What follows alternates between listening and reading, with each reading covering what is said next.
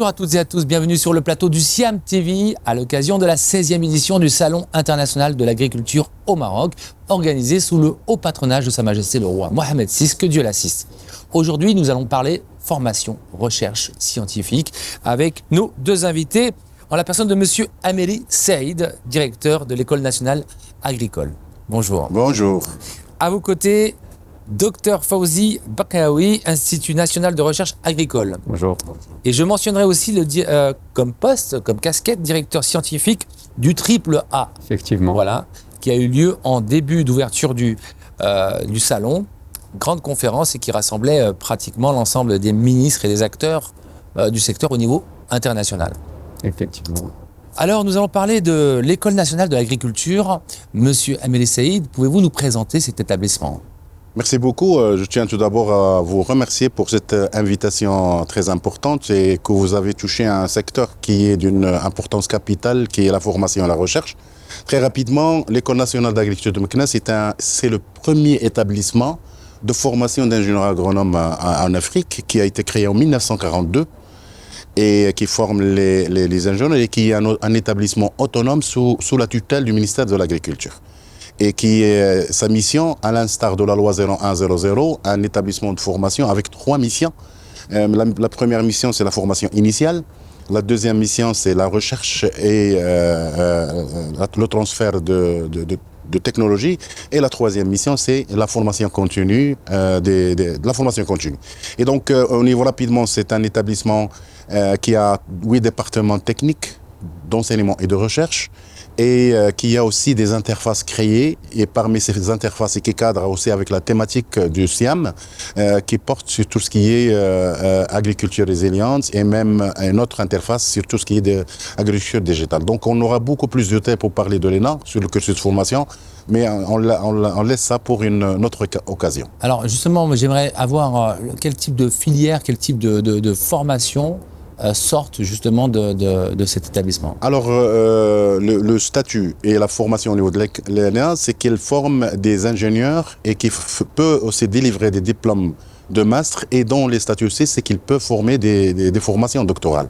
Donc nous, on a les classes prépa intégrées, c'est-à-dire on recrute après le baccalauréat, et on a des classes prépa intégrées, puis on a des orientations vers les spécialités, et nous avons un nombre de 7 filières de spécialisation. Et il y a 5 filières qui sont techniques et 2 filières qui sont transverses et horizontales. Je commence par les filières transverses. Il y a l'ingénierie de développement rural, il y a l'ingénierie agroéconomie. Et les filières techniques, nous avons la première filière, c'est tout ce qui est sciences et techniques de production végétale. On a la filière production animale et pastoralisme. On a une filière qui est aussi unique au Maroc, bien sûr, c'est l'arboriculture, fruitière, oléiculture, viticulture. Et nous avons la filière protection des plantes et de l'environnement.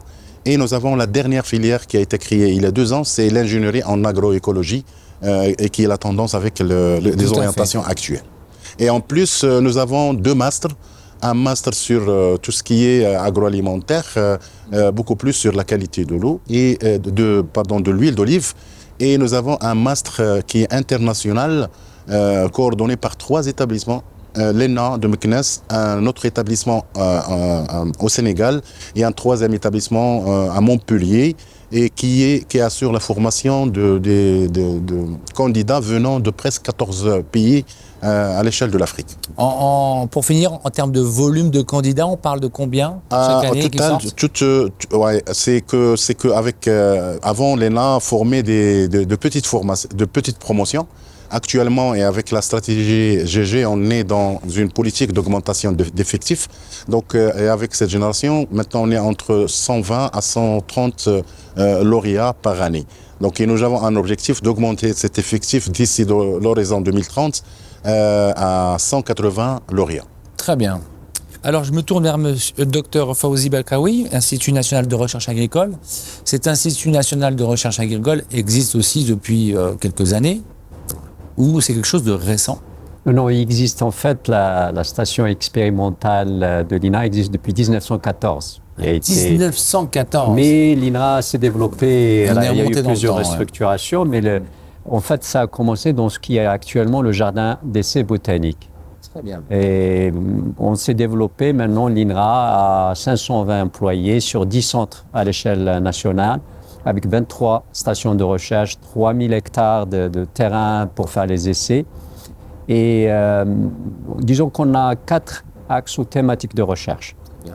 La première, qui est une mission importante, c'est la conservation des ressources génétiques et l'amélioration génétique pour développer des variétés adaptées à la géographie marocaine.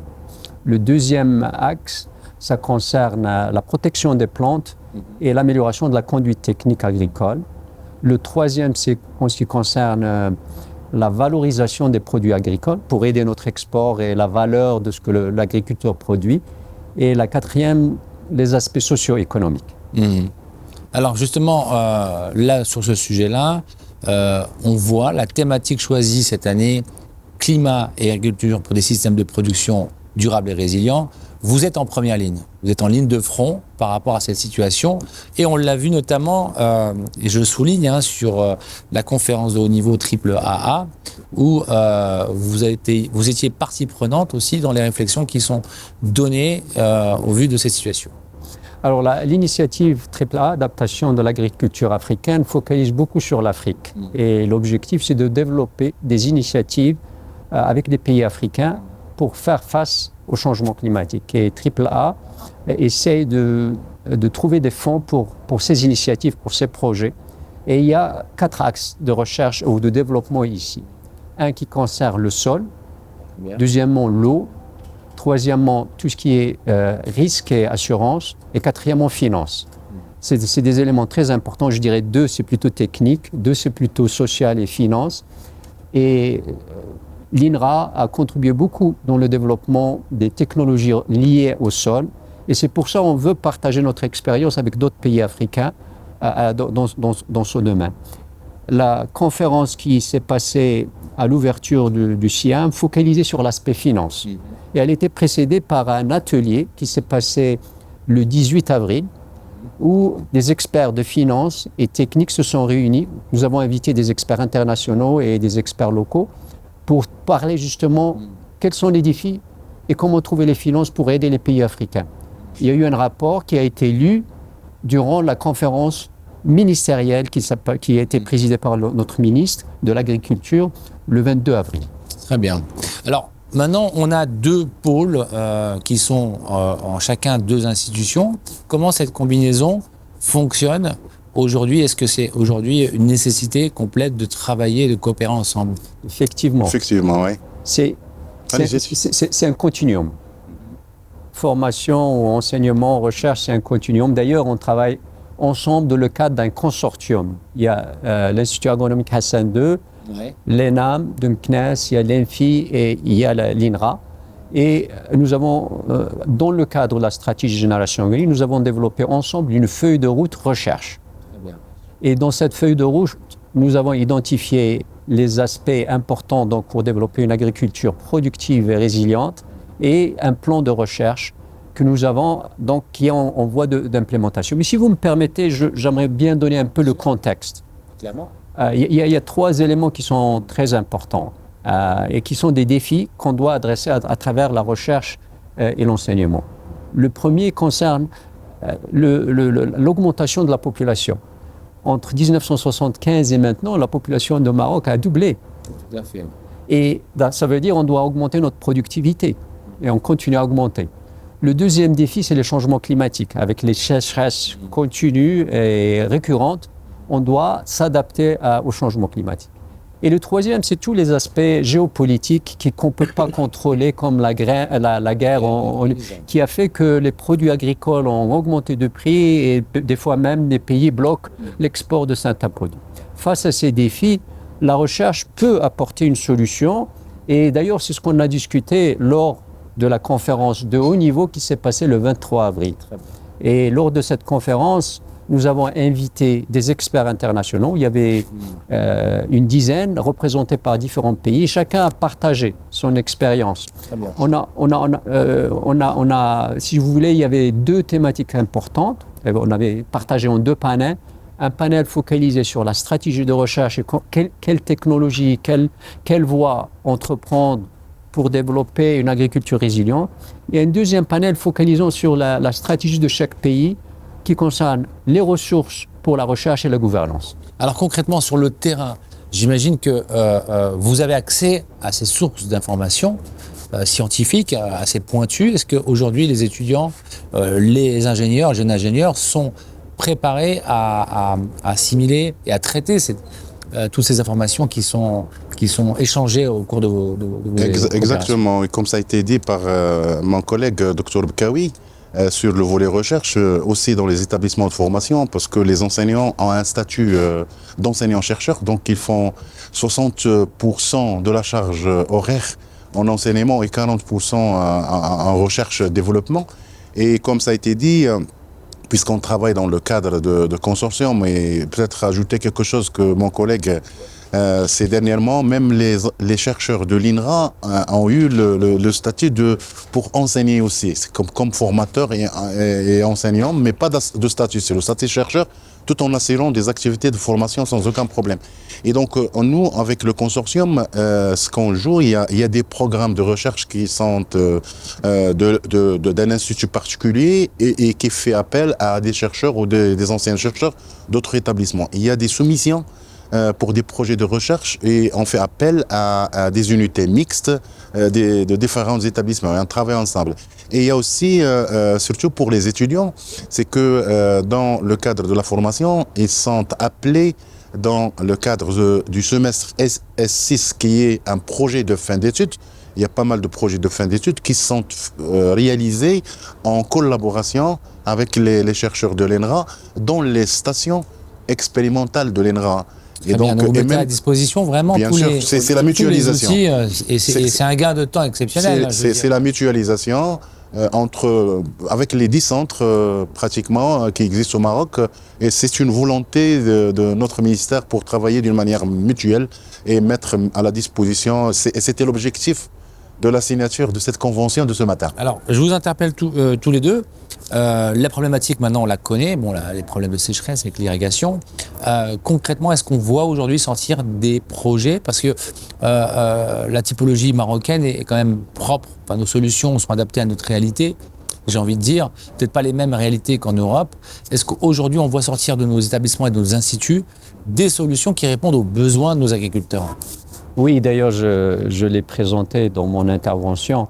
Il y a des solutions qui sont pratiquées, qui sont en implémentation. Et j'ai donné 4 exemples lors de mon intervention qui font partie de l'implémentation de la stratégie Génération Green. L'exemple type, c'est le sujet pour adresser le problème du sol. Notre sol, la santé de notre sol n'est pas optimale. Et notre ministère, en collaboration avec les partenaires de recherche et d'autres partenaires, nous avons développé une feuille de route pour faire le semi-direct, qui adresse le problème de sol et le problème de la sécheresse. Le semi-direct est une méthode qui permet de garder l'eau dans le sol. Oui. Au lieu de labourer, on sème juste sur la surface et ça permet de garder l'eau. Et cette méthode, dans les années de sécheresse, elle donne des rendements beaucoup plus élevés que le semi-conventionnel, des fois jusqu'à 100% de plus, en moyenne 30%. Donc ça, c'est une première. La deuxième, c'est le développement de variétés de cactus qui sont résistantes à la cochenille. D'abord, le cactus est une plante qui résiste beaucoup à la sécheresse, qui a une valeur commerciale et une valeur économique pour les petits agriculteurs. L'INRA, face à la cochenille qui a affecté nos cultures de cactus au Maroc, on a développé des variétés qui sont résilientes, résistantes à cette cochenille et on est en train de les planter. L'année dernière, on a fait 7000 hectares. Cette année, on est en train de faire 24 000 hectares. Donc, c'est des solutions qui sont implémentées. C'est une nouvelle espèce ou c'est une transformation au niveau de l'espèce, au niveau du... Oui, il va expliquer, oui. Ce qu'on a, j'ai dit au départ que l'INRA, elle est responsable de la conservation des ressources génétiques. C'est très important pour conserver notre biodiversité. Quand la cochenille est apparue, il y avait 2 solutions, si vous voulez. Une solution, disons, de conduite technique pour traiter avec des produits et tuer la cochenille. L'autre solution, c'est une solution génétique, naturelle. Vu qu'on avait une collection de cactus qui existait à Gadir, on a choisi 300, c'est des espèces et des accessions, ou si vous voulez, des variétés, On les a plantés à côté de Djedida où le problème est apparu. On a trouvé parmi les 300, il y en a 8 qui sont résistantes naturellement. Donc c'est une résistance naturelle et on les a multipliées, on les a inscrits au catalogue officiel et on est en train de les multiplier. Bien. Alors, aujourd'hui, quelle attente avez-vous, hein, on parle de plateforme d'échange et d'expertise, mais au niveau de l'établissement de l'École nationale d'agriculture, quelle attente avez-vous sur un type de salon de ce niveau, international et national, pour accélérer, peut-être dynamiser un peu vos institutions? Effectivement, et comme vous l'avez bien précisé, ce salon, c'est une opportunité pour l'ensemble des partenaires, des établissements, de la profession et tout le monde, et entre autres nos étudiants et tout ça, parce que même la thématique, la partie la plus importante là où on participe, c'est beaucoup plus dans les conférences et scientifiques et tout ce qui est atelier organisé par... Et je parle du moins de mon établissement. Cette année, c'est une année exceptionnelle parce qu'on a fait même participer plus de 35 étudiants avec le commissaire du salon pour participer réellement dans la préparation et la réalisation des salons. Ouais, et comme ça, pour moi, c'est une activité supplémentaire pour permettre à ces étudiants une activité parascolaire et pour découvrir l'ensemble des partenaires qui viennent. Et ça a été bien apprécié et on va la développer davantage pour l'année. Et c'est une opportunité pour les étudiants parce que chaque établissement de nôtre est un établissement qui a, en plus des activités d'enseignement, il y a des activités parascolaires. Et les étudiants organisent des forums et ils font de contacts. C'est beaucoup de contacts sur des thématiques. Dans le cadre de la formation, puisque nous avons des stages... de voir des solutions aussi qui existent, qui sont présentées lors de ce salon, notamment sur l'intelligence artificielle. On a des stages pratiques, par exemple, au niveau de l'établissement. C'est une opportunité pour que les étudiants trouvent des stages, que ce soit au Maroc ou à l'étranger. Dans des entreprises. Et en suivant les nouvelles technologies, comme vous l'avez bien précisé. Très bien. Pour nous, il y avait deux aspects importants que je vois grâce à ce salon. Le premier, c'est un échange de savoir avec les fermiers, les partenaires qui viennent. Et par exemple, on a partagé ce que j'ai parlé du semi-direct, des variétés de cactus, des variétés de caroubiers, des variétés d'arganiers, d'oliviers.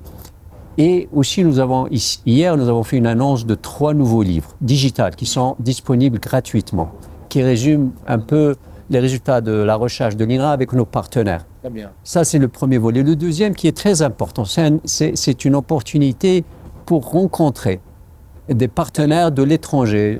J'ai fait des rencontres avec les Français, avec les Espagnols, avec les Tchèques en 2 jours et on a échangé sur nos programmes de recherche et peut-être des futurs projets pertinents à notre pays. Autre chose, c'est qu'on a une occasion d'avoir, effectivement, parce qu'on a beaucoup de choses qui se réalisent ces dernières années et ça montre un engagement même aussi dans notre ministère pour assurer une qualité de formation à la hauteur, puisque vraiment les attentes sont grandes et on attend beaucoup de choses de nos futurs ingénieurs pour assurer une relève. Et c'est une très bonne chose, et surtout que nous avons un ministre qui est un ingénieur agronome et qui est un enseignant-chercheur et qui booste vraiment la recherche et l'enseignement pour avoir de la qualité. On le voit, merci beaucoup d'avoir accepté notre invitation. Retrouvez toute l'actualité du SIAM, 16e édition, sur nos réseaux. Et n'hésitez pas à aller sur le site salon-agriculture.ma. À très bientôt. Merci à vous. Merci. Merci.